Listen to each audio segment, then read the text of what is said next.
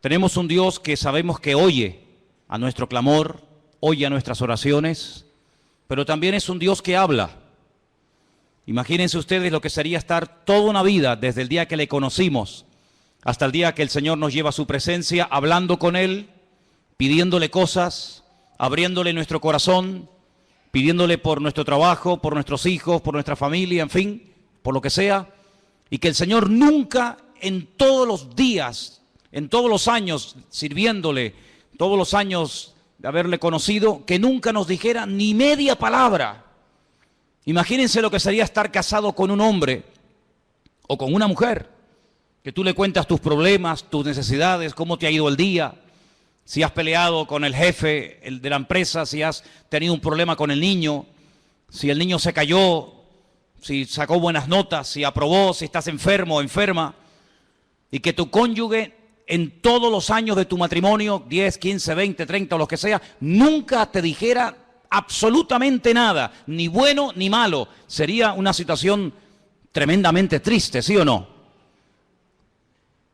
¿Sí o no? Si quieren, pruébenlo. Estén en los próximos años sin hablarse el uno al otro para que veáis. ¿Sabes que había hace siglos una forma de matar a una persona en las tribus? Matarlo lentamente, torturarlo, y era practicar lo que se llamaba el ostracismo. Era no hablarle, no dirigirle la palabra, no saludarlo, ni siquiera mirarlo a la cara. Terminaban muriendo de pena y arrojándose por barrancos, quitándose la vida, al ver que nadie, aunque estuviera rodeado de personas, nadie te dirigía la palabra. Damos gracias al Señor de que nuestro Dios no es así. Nuestro Dios no es sordo, pero nuestro Dios tampoco es mudo. Él habla. Y hay muchos textos a lo largo de la palabra de Dios donde vemos que Dios habla individualmente, colectivamente, durante el día, durante la noche, en momentos de urgencia, en la cárcel, en fin, en muchísimas situaciones, momentos y lugares de la vida. No siempre habla igual. No siempre el que tiene que oír la voz de Dios la oye. La Biblia nos enseña que hay momentos en los que la ceguera, la dureza de corazón, la actitud del hombre es tan mala que aunque el Señor le esté hablando no se entera. Y es tremendamente triste ver que a veces Dios le habla a la gente, le está mostrando el camino, le está indicando que por ahí no va bien, o por aquí va bien, o esto hay que hacerlo, o aquello no hay que hacerlo, y él ni se inmuta, ni se entera. Es como si el mensaje le pasara por encima de su cabeza. Vamos a ver en esta tarde diferentes formas como Dios nos puede hablar a nosotros, sí, hermanos, en pleno siglo XXI. Hoy en día nuestro Dios también habla. Hechos capítulo 8. Hemos leído, nuestro hermano Marco nos leía, que había comenzado la persecución en Jerusalén. Todo iba muy bonito, todo iba muy bien, pero la persecución comenzó. Los creyentes tuvieron que salir despavoridos, huyendo a diferentes lugares. Y la Biblia nos cuenta en el capítulo 8 del libro de los Hechos la historia de uno de los diáconos de la iglesia primitiva. Eran varios, no nos cuenta la historia de todos, pero sí nos da detalles acerca de uno, personalmente, de Felipe. Dice la Biblia que este hombre llegó a tener 4 hijas, después lo vamos a ver, hijas que tenían el don de la profecía. Un hombre que tenía un don también que era el de la hospitalidad, daba hospedaje a personas que servían al Señor. Pero este fue una de las personas que salió huyendo y se fue en dirección a Samaria, donde no había llegado el Evangelio. Recuerden que estaban todos en Jerusalén desde el día de Pentecostés, o mejor dicho, desde el día de la Ascensión. Llegó el día de Pentecostés, pasaron unos cuantos días, semanas, tal vez meses, y allí seguían en Jerusalén. La iglesia crecía y crecía, pero no se expandía. Crecía solamente en un lugar, y la voluntad del Señor era que fueran por todo el mundo, por todas las naciones de la tierra, por los 5 continentes predicando el Evangelio, pero ellos no iban a ir. Estaban muy cómodos, muy bendecidos, estaban muy a gusto en Jerusalén, a pesar de que a veces había prohibiciones por parte de las autoridades religiosas, sobre todo, de que no predicaran el Evangelio, pero ellos allí estaban muy cómodos. Miles y miles de personas cada día venían a las reuniones, milagros, señales, prodigios, pero de ir a Samaria, olvídate. de salir de Israel, olvídate. El Señor tiene que permitir una persecución. Y en esa persecución dice que Felipe se va a Samaria, allí predica, las multitudes reciben el Evangelio. Recuerden que el Señor Jesucristo había estado en Samaria, allí le había hablado a la mujer samaritana, ¿os acordáis? Dice la Biblia que los samaritanos le pidieron que se quedara allí con ellos, es decir, que era gente muy receptiva. Pero los discípulos no tenían ninguna intención de llevar el Evangelio a Samaria, por muchos motivos. Pero estando en Samaria, en el versículo 26, capítulo 8 de Hechos, dice que un ángel le habló a Felipe. Fijaros el sistema que el Señor utiliza para hablarle a Felipe estando en Samaria. Un ángel. El Nuevo Testamento está lleno de ángeles que van y vienen llevando mensajes a personas. Y dice que un ángel le habló a Felipe y le da una orden concreta, muy clara de entender, y es la siguiente: levántate, ve hacia el sur. Él estaba en el centro del país, Samaria está en el centro. Dice, no, tienes que ir hacia el sur, por el camino que desciende de Jerusalén a Gaza, la famosa franja de Gaza. Allí es un camino que todavía hasta el día de hoy es un camino desierto, imagínense ustedes hace 2000 años. Entonces él se levantó y fue. Esto es muy fácil leerlo, ¿no? El Señor le habla a través de un ángel, lo deja todo y se marcha. Ya. Parece muy fácil, pero yo veo gente que llevan aquí años oyendo la voz de Dios, de alguna manera, no digo a través de un ángel, pero a través de predicaciones, a través de consejos, o a través de un libro cristiano, como sea, y todavía no han hecho caso. Sin embargo, Felipe no cuestiona, dice, pero ¿cómo me voy a ir yo a Samaria? ¿Y quién se queda al cargo de la obra? Yo he abierto esta obra, yo la estoy pastoreando, yo la estoy atendiendo, la gente es recién convertida, la gente es nueva. Aquí hay un mover de Dios tremendo. ¿Cómo me voy a ir yo de aquí? Y además, ¿a dónde? Me tendré que ir a un sitio mejor, ¿no? No, al desierto. No cuestiona la orden, no pone excusas, no dice yo no puedo, yo estoy demasiado liado ahora mismo, búscate a otro. Sino que dice que se levantó y se fue al desierto, en obediencia. Yo llamo a este hombre Felipe el obediente. Amén, hermanos. Felipe el obediente. No cuestiona, no duda, no pospone la orden, sino que dice, se levantó y se fue. Y sucedió, ahora sigue el resto de la historia diciéndonos, que un etíope, eunuco, funcionario de Candace, la reina de los etíopes, el cual estaba sobre todos sus tesoros y había venido a Jerusalén para adorar, volvía sentado en su carro leyendo al profeta Isaías. Ya había ido a Jerusalén, menudo viaje en carro, desde África, desde Etiopía hasta Jerusalén. Viaje enorme.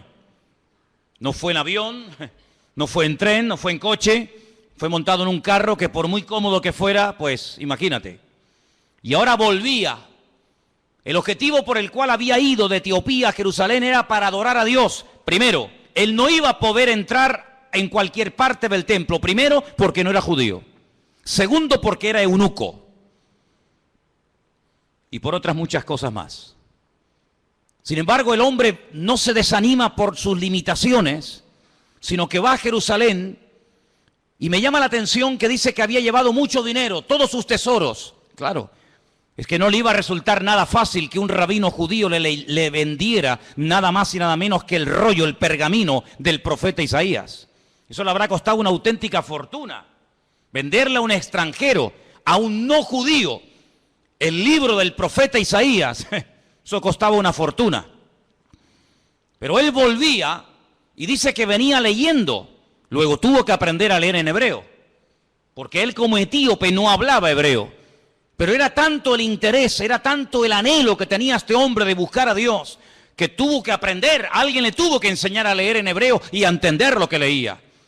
Y no contento con haber ido a adorar al templo a Jerusalén, volvía aprovechando el tiempo, sentado en su carro leyendo al profeta Isaías. Y yo le doy de verdad infinitas gracias al Señor, porque el Señor le mostró, el Señor le inspiró a Lucas, que es el que escribe este relato, y nos cuenta qué trozo del libro de Isaías venía leyendo, nada más y nada menos que una parte del famoso capítulo 53 del libro de Isaías, que se titula Sufrimientos del siervo del Señor. Y el pasaje que leía era este, versículo 32. Como oveja a la muerte fue llevado, como cordero mudo delante del que lo trasquila, así no abrió su boca. En su humillación no se le hizo justicia. Mas su generación, ¿quién la contará? Porque fue quitada de la tierra su vida. Si yo pregunto en esta tarde, y por favor respondan, ¿de quién está hablando aquí el profeta Isaías? Del Señor Jesucristo. Todos los creyentes, por poco tiempo que lleven, al leer este texto, como cordero mudo fue llevado al matadero. En su humillación no se le hizo justicia. Su generación, ¿quién la contará? Automáticamente tú dices, está hablando de Cristo. Sin embargo, él no lo sabía. ¿Te das cuenta?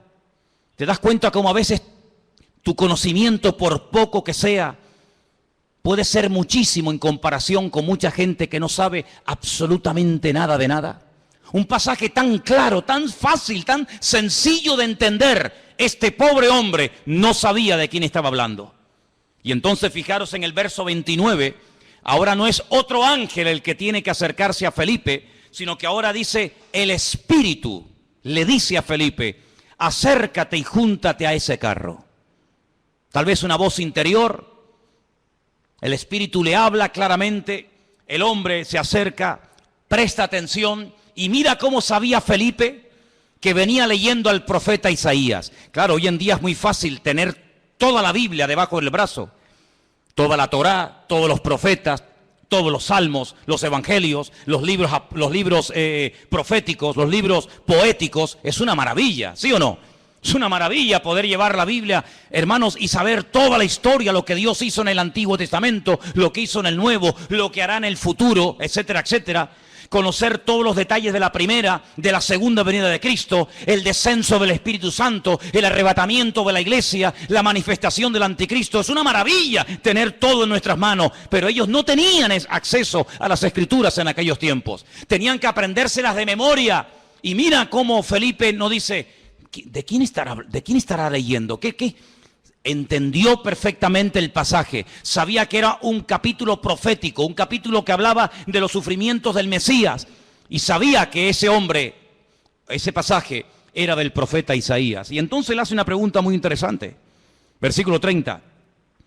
¿Entiendes lo que lees?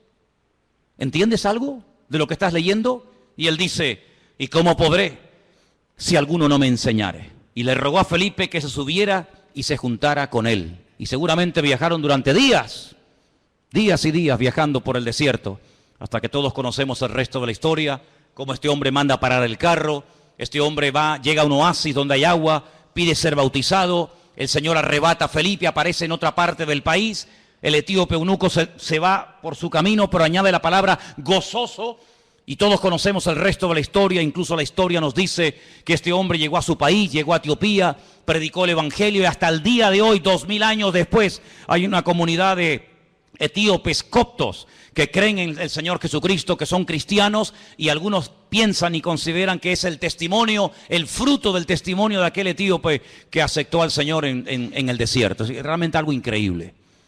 Ahora, yo lo que quiero destacar sobre todo en este pasaje son las dos formas como el Señor le habla a Felipe. Primero, versículo 26, a través de un ángel.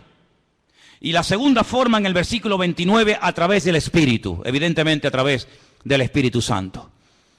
Los ángeles aparecen tanto en el Antiguo como en el Nuevo Testamento. Y dicho sea de paso, por si no lo sabías, la primera persona en la Biblia que tiene un encuentro con un ángel es una mujer.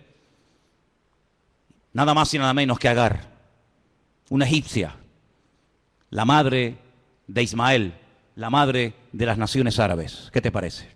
O el padre de las naciones árabes. Y así a lo largo de toda la Biblia encontramos ángeles que hablan a personas en momentos puntuales. Dice la Biblia que algunos a lo largo de la historia dieron hospedaje a ángeles pensando que eran personas. Y no se daban cuenta de que aunque comían y hablaban y respiraban y los podías tocar, lo que tenían delante de ellos eran auténticos ángeles. Y si no, miren el caso de Abraham, invitando a comer a ángeles, invitando a comer Lot, el sobrino de Abraham, a ángeles en su propia casa.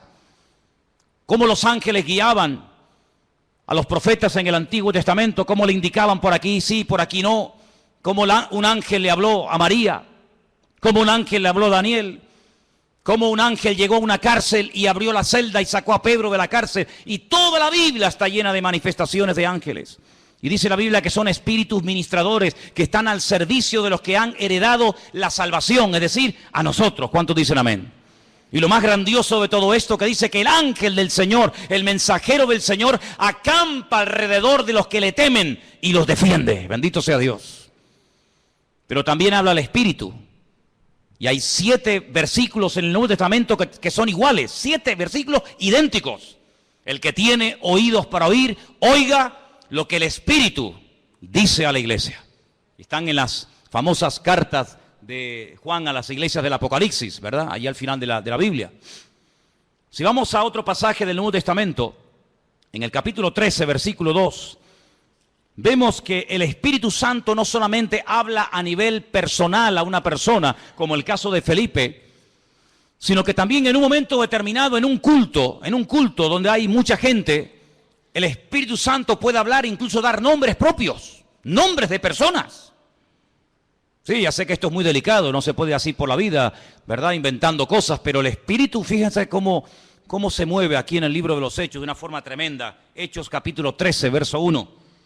Dice que había en la iglesia de Antioquía, en esa iglesia había profetas y maestros. Qué bonito, ¿no? Profetas y maestros.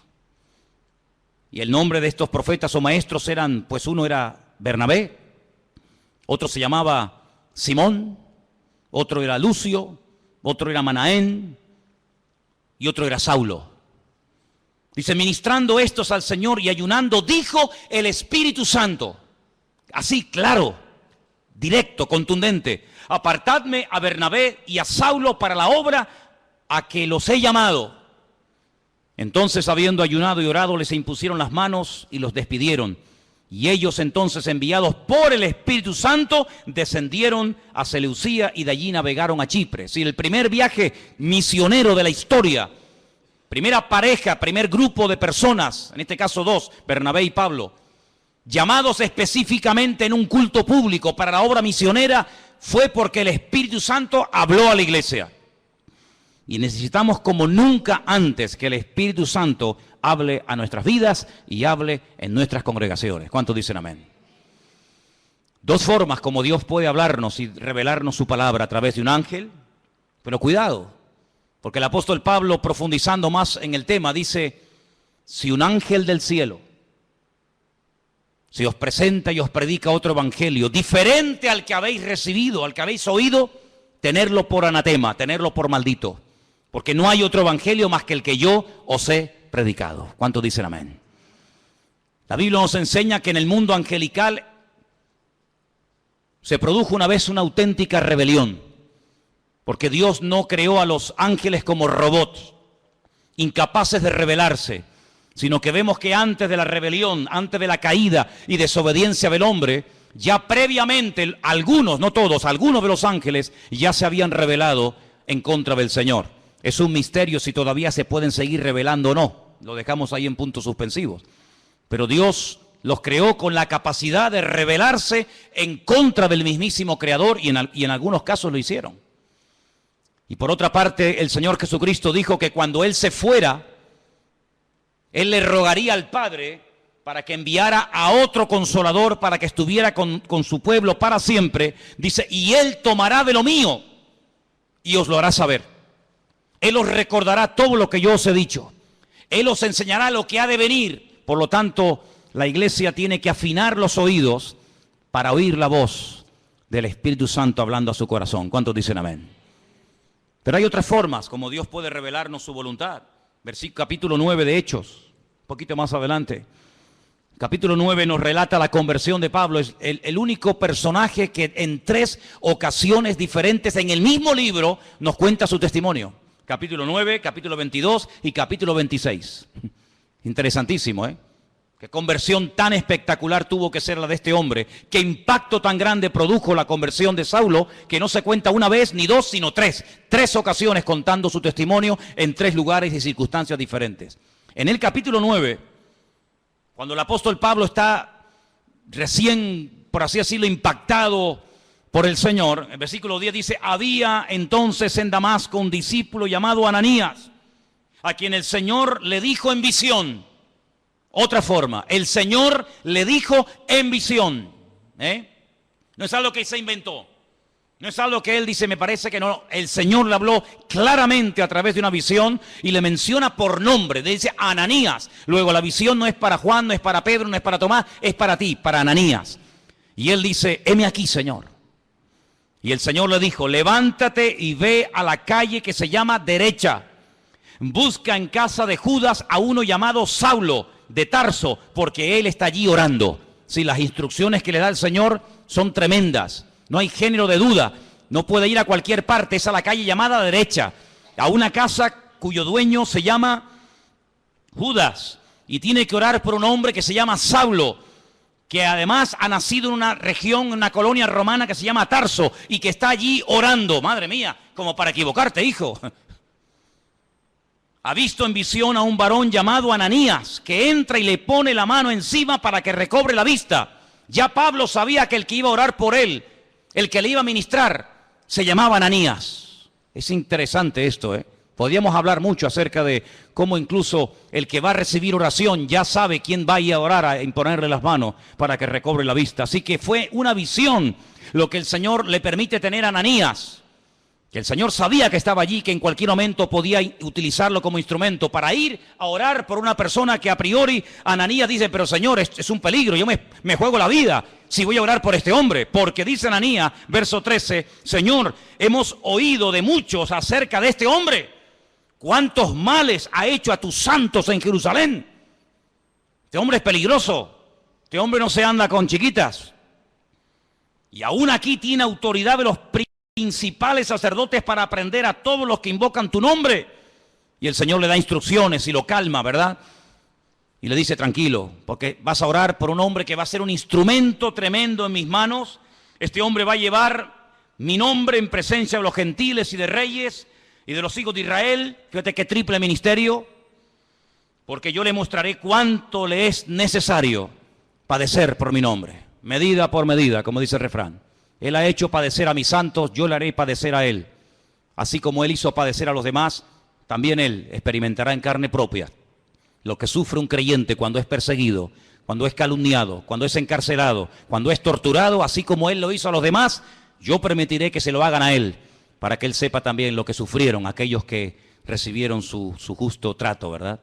Así que ya vamos por 3 formas diferentes. Vimos en el verso 26 un ángel, en el verso 29 el Espíritu Santo hablándole a Felipe. Ahora en el capítulo 9 vemos al Señor hablándole a través de una visión a un discípulo llamado Ananías en la ciudad de Antioquía.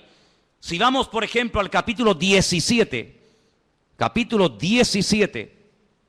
del libro de los Hechos, versículo 10, fijaros qué interesante esta porción. Hechos capítulo 17, versos 10 y 11.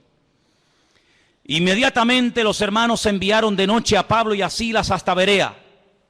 Ellos, habiendo llegado, entraron en la sinagoga de los judíos. Y estos eran más nobles que los que estaban en Tesalónica, pues recibieron la palabra con toda solicitud, escudriñando cada día las Escrituras para ver si estas cosas eran así. Así que creyeron muchos de ellos y mujeres griegas de distinción, dice aquí, y no pocos hombres. La forma más tradicional, la forma más normal, como en el día de hoy a nosotros nos puede y nos debe de hablar el Señor, es a través de las Escrituras, a través de la palabra escrita del Señor. En ella vamos a encontrar las respuestas a todas nuestras preguntas. En ella vamos a encontrar ejemplos. En ella vamos a encontrar personajes que se encontraron en situaciones muy parecidas o similares a las tuyas. ¿Qué hacer en momentos de calumnia, de soledad, de enfermedad, de incomprensión? ¿Qué hacer cuando quiero agradar a Dios? y me cuesta deshacerme de ciertas y determinadas ligaduras o obligaciones, entre comillas, que me impiden servir al Señor. En la Biblia vas a encontrar la respuesta a eso y a mucho más, más de lo que tú te puedes imaginar. Y por eso queda reflejado, queda plasmado en el libro de los Hechos que los hermanos de Berea eran personas, dice la Biblia, nobles. Porque dice que cada día escudriñaban después del mensaje si lo que Pablo les acababa de enseñar era realmente así o no era así. Eso es como si ahora al terminar el culto, yo cojo y me voy a casa y ustedes se reúnen aparte en este salón o por varios grupos y comienzan a debatir, comienzan a hablar entre ustedes diciendo, hermanos, pastor, esta tarde nos ha hablado de esto, ¿qué opinas? Pues oye, lo que ha dicho es cierto o no es cierto, o lo dice aquí o lo dice allá. Así hacían los hermanos de Berea. Pero no con un espíritu crítico, no para buscarle el fallo, no para criticar o cuestionar la enseñanza, no, sino para reafirmarse en lo que aparentemente parecía del Señor, pero ellos querían no solamente oír, sino que la palabra avalara, que la palabra, ¿verdad?, apoyara el mensaje, la enseñanza del apóstol Pablo, lo cual me parece excelente. ¿Cuántos dicen amén? Personas que sabrían, bueno, tú tienes algo que decir, venga, sube, compártenos, predícanos, ¿has terminado? Sí, ¿tienes algo más que decir? ¿No? Muy bien, gracias hermano, que Dios te bendiga. Ahora nos quedamos un momento, opinamos, charlamos, escudriñamos las Escrituras para ver si ese argumento que nos presentó tiene base bíblica, para ver si eso que nos dice de que aquel hombre era el Mesías y era el verdadero, a ver si es así, si no es asado. Realmente algo increíble. Así deberíamos de ser todos nosotros. El apóstol Pablo le recomendaba a su hijo en la fe, a Timoteo, entre tanto que yo voy, ocúpate en la enseñanza, en la lectura y en la exhortación. Y le dice algo tremendo. La otra noche me desperté con ese texto y hasta sabía dónde estaba ese versículo que está en 2 de Timoteo 3:16. Toda la Escritura es inspirada por Dios. ¿Cuántos conocen ese versículo? ¿Lo buscamos? 2 de Timoteo 3:16. Vamos a leerlo juntos, por favor. Versículo que deberían ustedes de aprenderse de memoria. Muy útil en estos tiempos. Dice así. 2 de Timoteo 3:16. Vamos a leerlo juntos. Toda la Escritura es inspirada por Dios, útil para enseñar, para redarguir, para corregir, para instruir en justicia, a fin de que el hombre de Dios sea perfecto, enteramente preparado para toda buena obra. Así que cuando usted busca ser instruido, ser enseñado, ser amonestado, ser confrontado, vaya a la palabra y la palabra le va a hablar. Si usted tiene una buena actitud, si usted verdaderamente quiere aprender, si usted verdaderamente quiere corregir cualquier error doctrinal, cualquier mala costumbre de su vida, vaya y a la luz, al espejo de la palabra de Dios, el Señor le va a hablar, porque la palabra dice que es útil.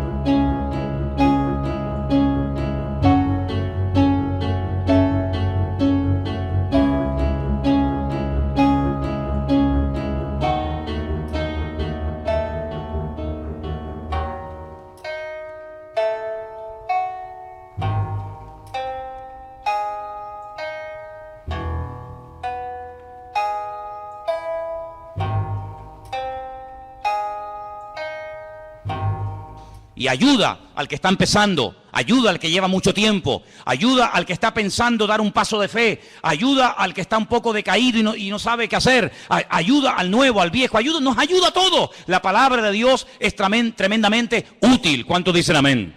Y hay que escudriñarla. Jesús dijo, escudriñad, meteros en la palabra, estudiar la palabra, porque ellas son las que dan testimonio de mí. Me llama mucho la atención que cuando el Señor Jesucristo resucitó, en una de las apariciones, va caminando por un camino llamado el famoso camino de Emaús, y se acerca a dos personas que van desanimadas, van desilusionadas, porque ellos tenían una expectativa, ellos tenían la confianza de que el Señor Jesucristo era el verdadero Mesías, y como no se han cumplido aparentemente sus expectativas, van tristes, cabizbajos, van caminando, debatiendo entre ellos, y de repente se aparece el Señor y se une a la conversación. Permítame leerles en Lucas 24, a partir del versículo 21. Presten atención porque de verdad que es una porción tan interesante, tan edificante. ¿Qué hizo el Señor para levantar el ánimo? ¿Qué hizo el Señor para quitar la tristeza, la desilusión de los corazones de estos dos hombres sinceros que esperaban algo que aparentemente no se cumplió? Veamos.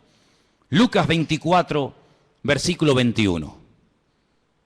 Nosotros esperábamos que Él era el que había de redimir a Israel. Fíjate qué ilusionados estaban. Por fin ha llegado el Redentor, el Mesías.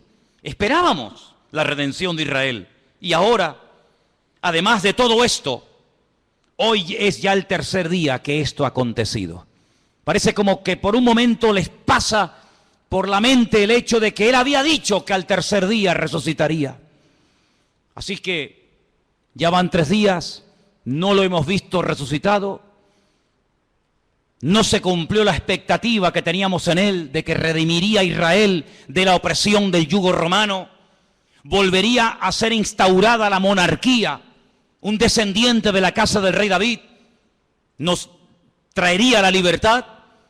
Por lo tanto, todas nuestras ilusiones y nuestros sueños se han venido abajo, se han roto.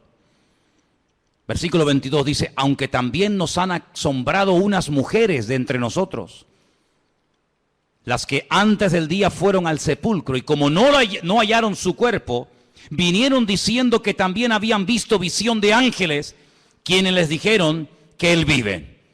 Aquí hay algo extraño, porque por una parte son conscientes de que unas mujeres por lo visto, según cuentan ellas, Él ha resucitado, pero el argumento que ellos presentan no es un argumento de fe, no es un argumento contundente, sino dice que ellas dicen que ha resucitado porque no encontraron el cuerpo. Pero no dicen, no, Él ha resucitado, sino que simplemente se agarran al comentario de decir, bueno, dicen que ha resucitado porque no encontraron el cuerpo, pero vete tú a saber.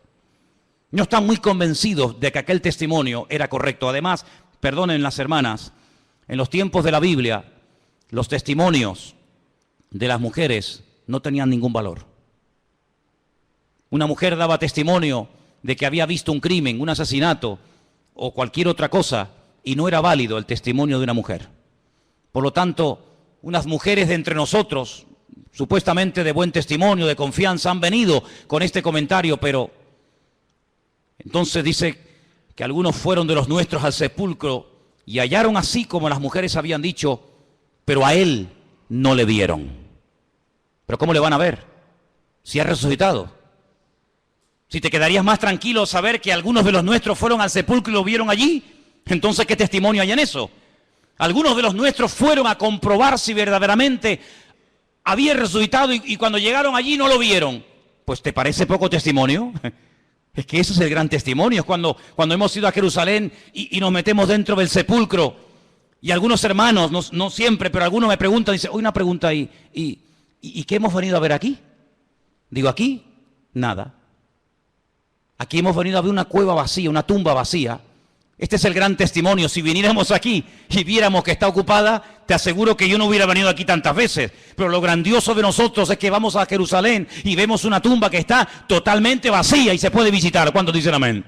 Si estuviera ocupada, pues menuda ruina. Vana sería nuestra fe, dice la Biblia. Ahora escucha bien esto. Esto es tremendo. Entonces Él les dijo, ahora habla el Señor, hasta ahora han hablado ellos, ahora va a hablar el Señor y les dice: oh insensatos y tardos de corazón para creer todo lo que los profetas han dicho. Tardos de corazón, ¿por qué os cuesta tanto creer? Eso significa tardos de corazón.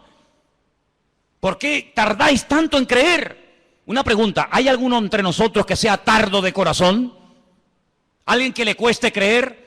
Has oído el testimonio de fulanito, has visto la vida cambiada de no sé quién, has oído el milagro de tal, has escuchado al pastor predicar, has escuchado el otro día a otro chico predicando, has ido a una iglesia por aquí, has ido a una iglesia por allá, pero todavía no estás convencido. Eso se llama ser tardo de corazón.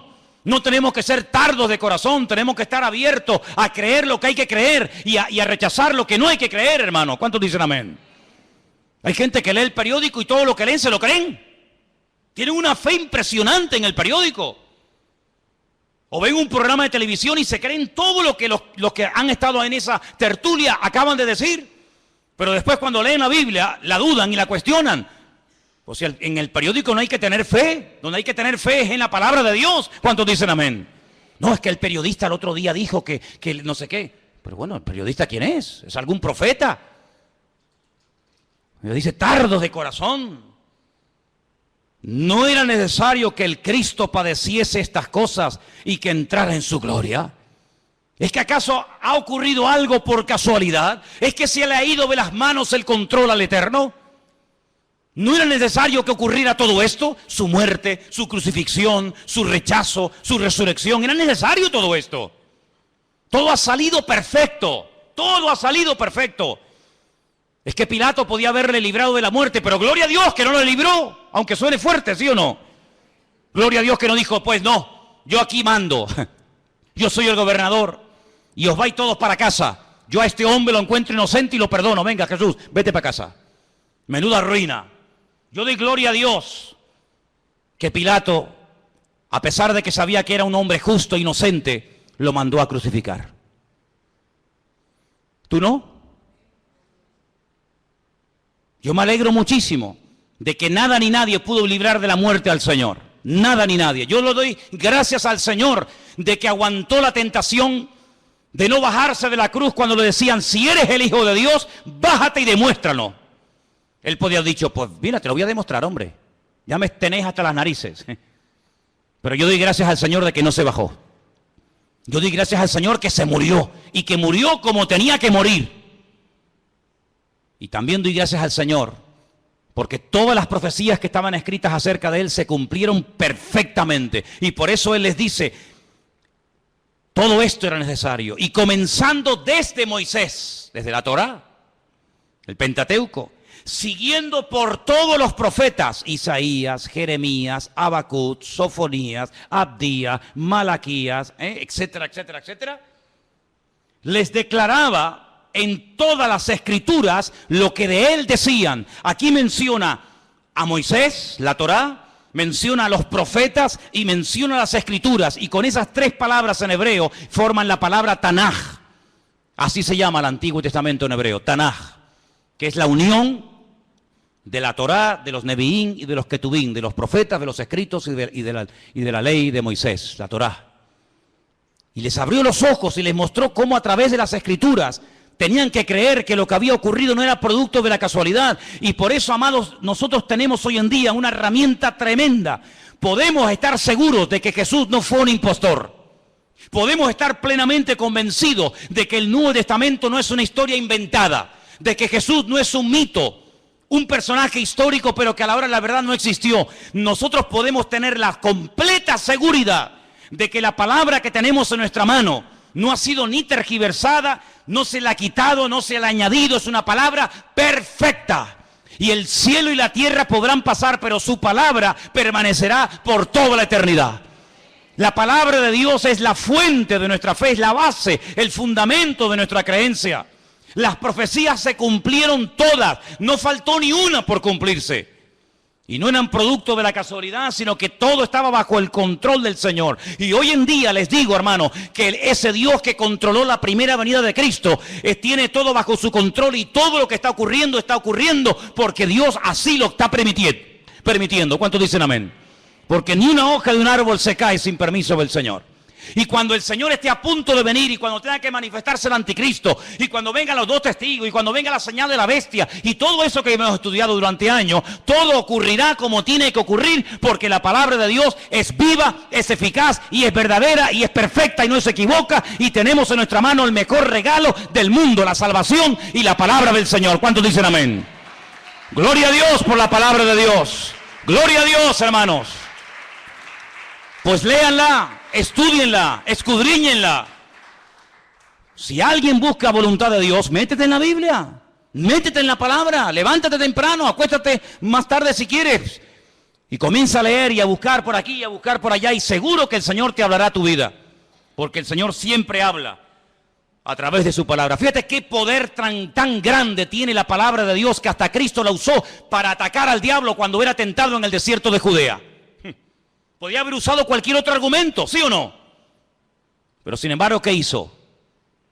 Usar la palabra. Escrito está, escrito está, escrito está. Y con esas palabras desmanteló las tentaciones del diablo y pudo tener un ministerio eficaz, un ministerio victorioso, porque la palabra de Dios le da efectividad a nuestra vida. Bendito sea Dios. Así que hemos visto cómo los ángeles pueden ser en un momento determinado usados por el Señor para hablarnos. Vemos cómo también el Espíritu Santo puede hablar claramente en la iglesia o a nivel personal. Vemos cómo a través de una visión, a través de la palabra. Capítulo 21 del libro de los Hechos, hay algo muy interesante que aquí se menciona, y aparece un personaje poco conocido,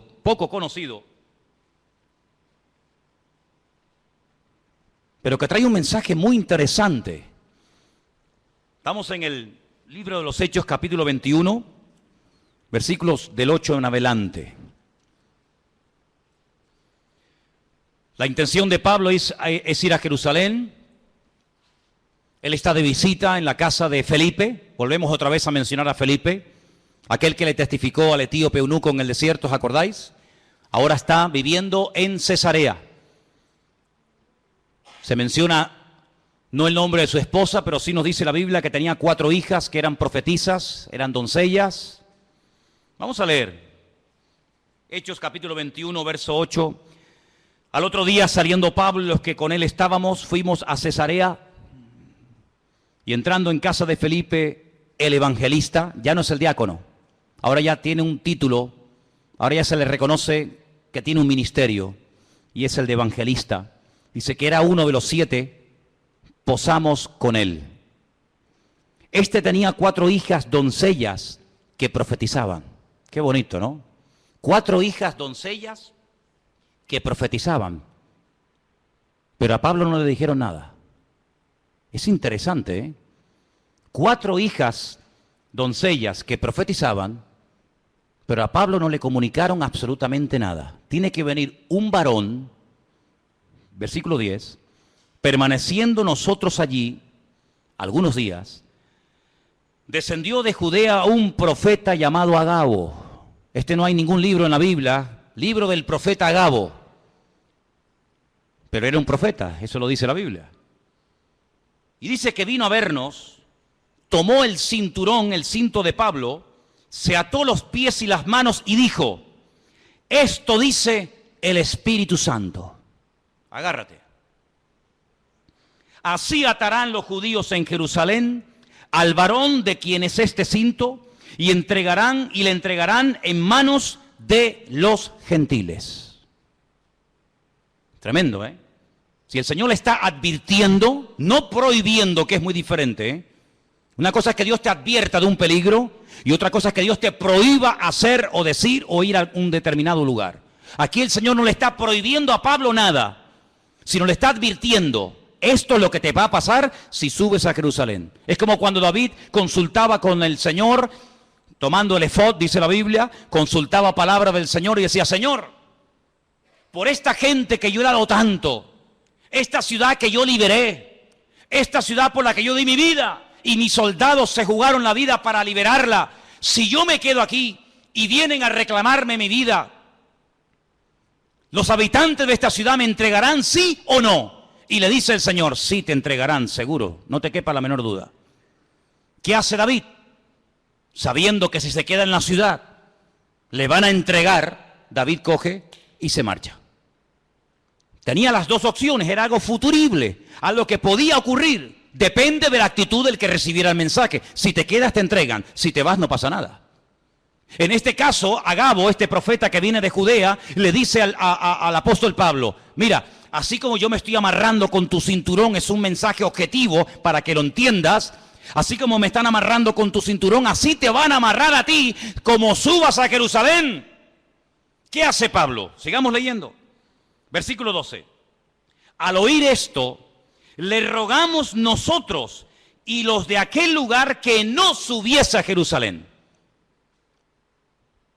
Entonces Pablo respondió, y miren lo que dice, ¿qué hacéis llorando y quebrantándome el corazón?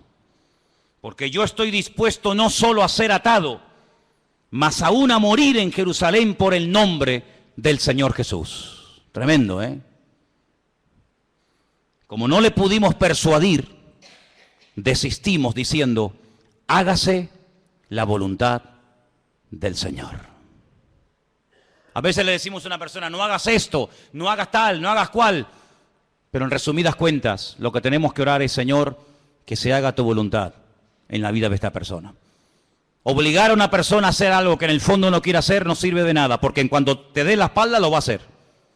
Señor, yo ya le he hablado, Señor, yo ya le he dicho lo que hay, lo que le puede pasar, pero que se haga tu voluntad, porque yo no soy Dios. Haz tú la obra en este hombre o en esta persona. ¿Cuántos dicen amén?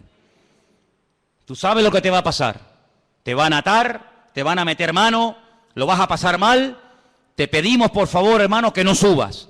Yo no sé, y permítame dar una opinión personal, yo no sé si Pablo se equivocó. Yo no sé si Pablo tenía que haber sido más precavido y podía haber dicho, bueno, pues, ¿qué necesidad tengo yo de subir a Jerusalén? Voy a seguir predicando en otros lugares. Yo no sé si Pablo pecó de imprudente. Lo que está bien claro es que Pablo no tenía la prohibición de no subir. Si el Espíritu le hubiera dicho que no subiera, Pablo no hubiera subido, te lo puedo asegurar. Porque Pablo era un obediente a la voz del Señor. Había momentos en los que Pablo quería ir a predicar a un lugar y el Espíritu se lo prohibía y Pablo no insistía. Pablo decía, bueno, pues si no quiere el Señor, no voy, y punto. Había momentos en los que Pablo se dejaba descolgar en un canasto por un muro para salir huyendo, porque él entendía que era el momento de huir, pero hay momentos en los que es el momento de quedarse. Y Pablo entendió que tenía que subir a Jerusalén a pesar de lo que le han advertido que le va a pasar. Luego, aquí hay un mensaje profético personal en la vida de Pablo, que Pablo lo tiene en cuenta, pero por encima de esa palabra profética, por encima de esa palabra de advertencia, diríamos más bien, el apóstol Pablo decide subir y todos conocemos el resto de la historia. La vida de Pablo dio un giro total y absoluto a raíz de esa decisión de subir a Jerusalén. Sabemos todos, en fin, todo lo que se le vino encima. Dios puede hablar también, ¿cómo no? A través de palabras proféticas, sí, claro que sí. Pero Pablo, por encima de la palabra profética, y este era un profeta verdadero y genuino, por encima de esa palabra, pone el sentir de su corazón y su relación con Dios, y el argumento que presenta es este: no me estéis lloriqueando ni quebrantándome el corazón, porque quiero dejar bien claro que no solamente estoy dispuesto a que me aten y me torturen, sino estoy dispuesto incluso a dar mi vida, si hace falta, por la causa del Evangelio y por mi Señor Jesús. Lo tenía clarísimo en su vida. Así que hemos visto cómo los ángeles, el Espíritu Santo, a través de una visión, el Señor también con voz audible, como no, a través de profecías, pero también hemos visto muchas veces en la palabra de Dios que Dios habla a través de sueños, ¿sí o no? Muchas veces. El caso de José, el caso del otro José, el del Nuevo Testamento, que dice que dice la Biblia que el Señor le habló en un sueño, que tenía que que aceptara a su mujer, que no la había engañado, que no le había mentido, ¿verdad? Hay momentos en la Biblia en los que Dios habla a través de sueños. La Biblia dice que una de las señales de los últimos tiempos es que los ancianos tendrán sueños y los jóvenes tendrán visiones. Lo dice el profeta Joel en el capítulo 2. Los jóvenes tendrán visiones y los ancianos soñarán sueños. Y si quieres saber si eres joven o anciano, pues mira a ver qué estás. O estás teniendo visiones o estás teniendo sueños. Y ahí ya sabes por dónde van los tiros, ¿no? Pero dicho sea de paso, lo más importante de todo esto es siempre lo que la palabra de Dios termina como conclusión diciéndonos. Podemos tener sueños, podemos tener visiones, podemos tener un sentir. Alguien nos pudo decir por ahí no sé qué cosa, pero no te olvides que el Señor hoy en día, como habla a su pueblo y a su iglesia, es a través de su santa y bendita palabra. ¿Cuántos dicen amén? Es a través de la palabra de Dios que sabemos lo que tenemos que hacer. Y quiero terminar leyendo en Hechos capítulo 1. Hechos capítulo 1. Para que veáis cómo hay un texto que en aquellos días de espera, desde la ascensión de Cristo hasta que llega el día de Pentecostés, ellos están estudiando la palabra, ellos están analizando las Escrituras y llegan a un texto que dice lo siguiente, Hechos capítulo 1, versículo 20. Hechos 1, versículo 20. Esta palabra que vamos a leer, ellos la leyeron del Salmo 69. Salmo 69 dice así: está escrito en el libro de los Salmos, sea hecha desierta su habitación y no haya quien more en ella. Tome otro su oficio y tome otro su oficio. Ellos interpretaron por este versículo del Salmo 69, repito, ellos interpretaron que había quedado un vacío cuando Judas, uno de los discípulos, se ahorcó y se quitó la vida. Ellos entendieron que según este salmo había que nombrar a otros. Ahora, cuidado, ellos recurren a la palabra, ellos saben que el Salmo 69 dice que, da a entender indirectamente que Judas se suicidaría, que Judas se quitaría de en medio, que otro tendría que ocupar su lugar, pero interpretan mal la palabra. Ellos hacen una votación, ellos dicen, bueno, fulanito o menganito. Dice que echaron suertes. La suerte cayó sobre un discípulo fiel que había estado con ellos desde el principio, llamado Matías. Ellos deciden que Matías sea el que ocupe el lugar de Judas, el que se ha ahorcado, pero nosotros sabemos, por la historia bíblica, que así no se mueve el Señor. Hemos visto cómo Dios habla por sueños, por visiones, por profecías, por la palabra, el Espíritu Santo, pero nunca a través de la suerte. Nunca a través de echar suertes. ¿Será fulano? ¿Será mengano? No. Ese sistema es un sistema humano. No es un sistema divino. Y aquí de lo que se trata no es de adaptar, no es de utilizar los sistemas humanos para saber la voluntad de Dios, sino de descubrir los sistemas de Dios para hablarle a los seres humanos. ¿Cuántos dicen amén? Sí, Dios suplirá todas vuestras necesidades. ¿Quién suplirá nuestras necesidades? Dios. ¿Qué dice Filipenses 4:19? ¿Alguien lo sabe de memoria? ¿Alguien sabe Filipenses 4:19 de memoria?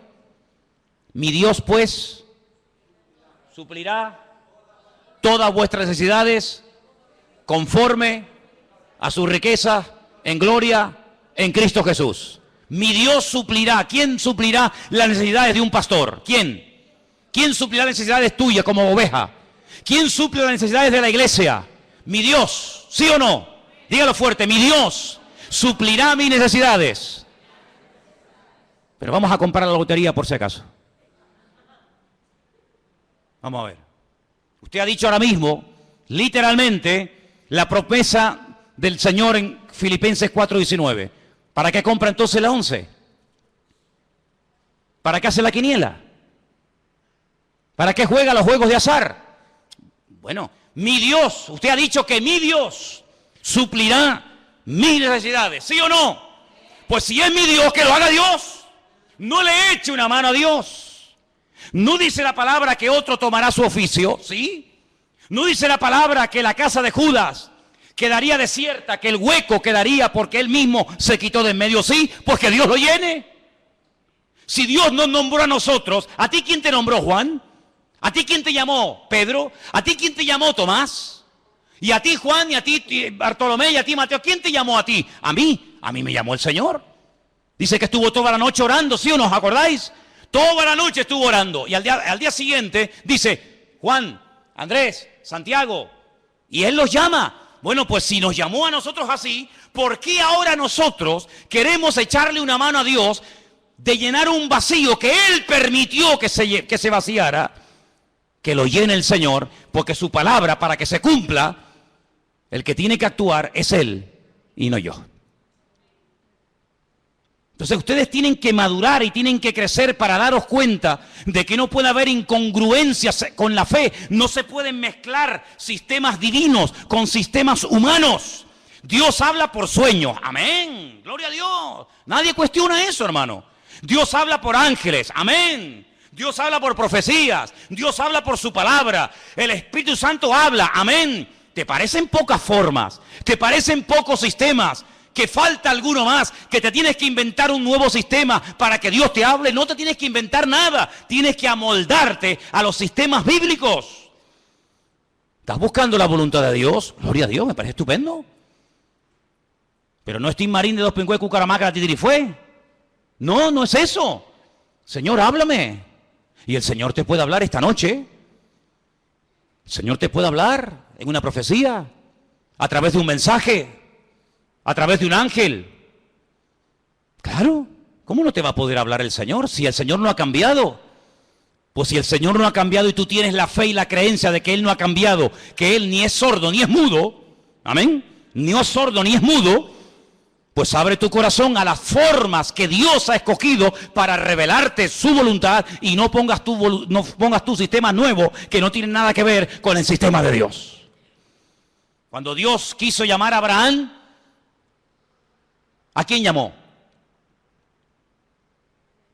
¿A quién llamó? A Abraham. Cuando el Señor quiso utilizar a David para que fuera el segundo rey de Israel, le dijo a Samuel, vete a la casa de Isaí, son 8 hermanos, ponga en una bolsa los 8 nombres y venga, vete sacando. No, este no es, este sí es. ¿No? Porque para ti es difícil saber entre 8 cuál es el verdadero, pero para mí no. ¿Amén? ¿Cuál será? ¿Será este? ¿Será el otro? El Señor sabía cómo se iba a llamar el segundo rey de Israel, ¿sí o no?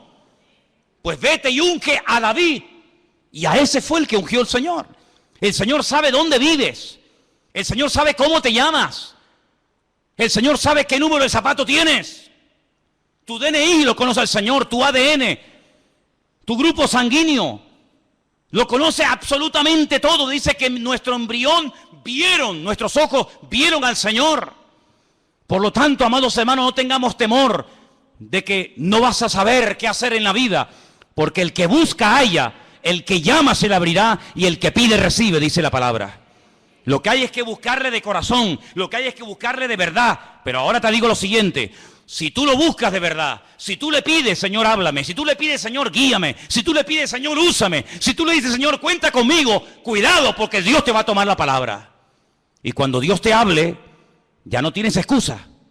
Cuando Dios te diga, sí, úsame, pues venga, ahora la obra. Ay, pero espera, no. Tú me dijiste que te usara y yo te quiero usar y tú me estás poniendo pegas. Ahora no, mañana, y espérate que no sé qué, y espérate que no sé cuánto. No hagas un plan paralelo. Tú tienes que adaptarte al plan y al diseño y al propósito de Dios para tu vida y no tener tú un plan paralelo y de vez en cuando te metes en el plan de Dios y de vez en cuando quieras que Él se meta en el tuyo. No, hay solamente una línea y es la línea que Dios te marca, no la que tú te estás inventando a tu manera. El Señor dice, encomienda al Señor tu camino, confía en Él y Él hará. Eso es lo que dice la Biblia. No hay otra forma, no hay otra manera, no hay ningún atajo, sino que siempre hay el mismo precio a pagar. Sinceridad, perseverancia, constancia, y el Señor es galardonador de los que le buscan. Si tú estás buscando palabra de Dios para tu familia, para tu matrimonio, para tus estudios, para tu presente o para tu futuro, si estás buscando palabra de Dios, no que Dios te bendiga tus planes, porque Dios no tiene ninguna obligación de bendecir tus proyectos, Eso es lo que a lo mejor alguien te enseñó, pero yo no te lo enseñaré nunca. Dios no tiene ninguna obligación de avalar y de apoyar tus negocios, tus proyectos, tus ideas, tus planes, tus anhelos y tus sueños de la vida. No, te equivocas. Dios bendice lo que es de Él, lo que Él manda que se haga, lo que Él manda que se ejecute. Eso es lo que Él bendice y prospera y respalda y sostiene. Lo demás no tiene nada que ver con sus sueños. Cierra tus ojos en esta tarde, allí donde estás. Yo te he enseñado. Dios habla a través de ángeles. Dios habla a través de su Espíritu Santo. Dios habla a través de visiones. El Señor habla con voz audible, personalmente, a través de su bendita palabra, a través de palabra profética, a través de sueños.